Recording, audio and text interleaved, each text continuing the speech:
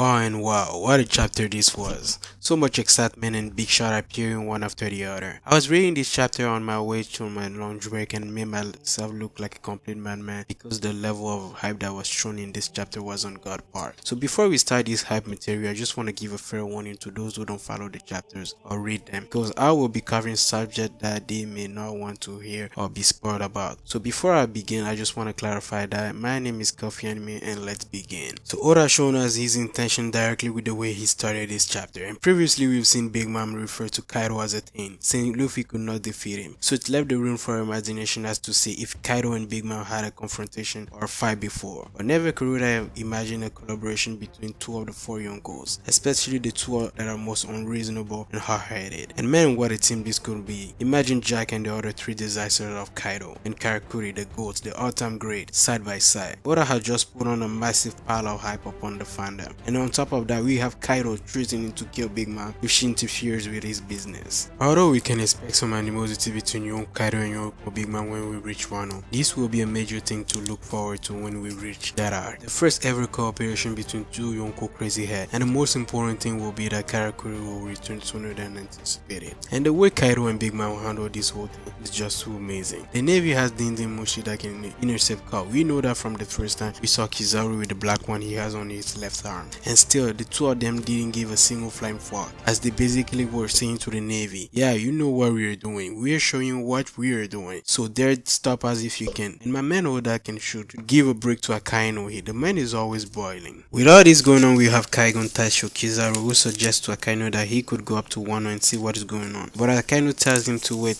as they don't know yet what is going on with the enemy. Meanwhile, we jump straight at Pangrea's castle in the Holy Land of Marijoy, and man, it's one mystery after the other with Oda. What an amazing writer he is. Last chapter we already had the theory autonomy activated at 200%. In this chapter we face the empty throne, which is the ultimate symbol of supremacy over the world, and I will develop on this matter in another video. We know the throne is made in a way that nobody from the lower world should attempt or have the audacity to conspire or try to overturn the world in a way to gain a massive power. 20 swords surrounding the throne in a symbol of the creators of the world, whose descendants are now known as the Celestial Dragon. Even the highest authority of the world, the Garase, cannot claim that throne.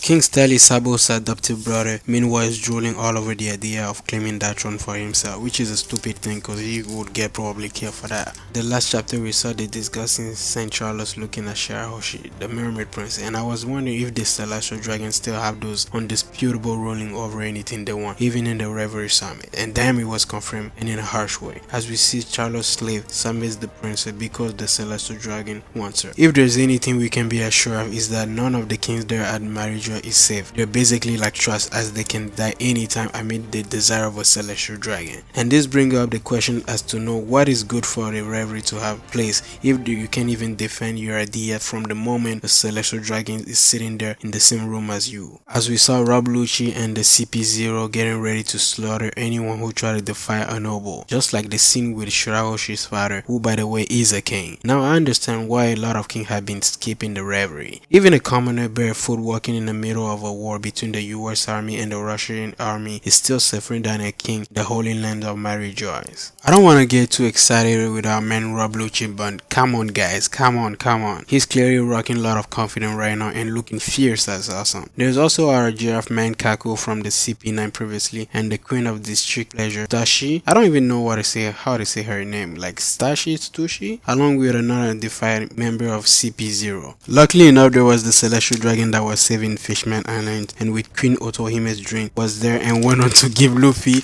St. Charles, another Luffy treatment, just like in archaeological park. But come on guys, I think Oda actually hate the guy. Every time he comes on, you always get the Luffy treatment. The first time he came on, that was Luffy with a punch, and now it's another Celestial Dragon taking care of him. Oda must really hate him. Now guys, it is already hard enough to predict Oda's writing, but man, what a curtain he's bringing on to this chapter.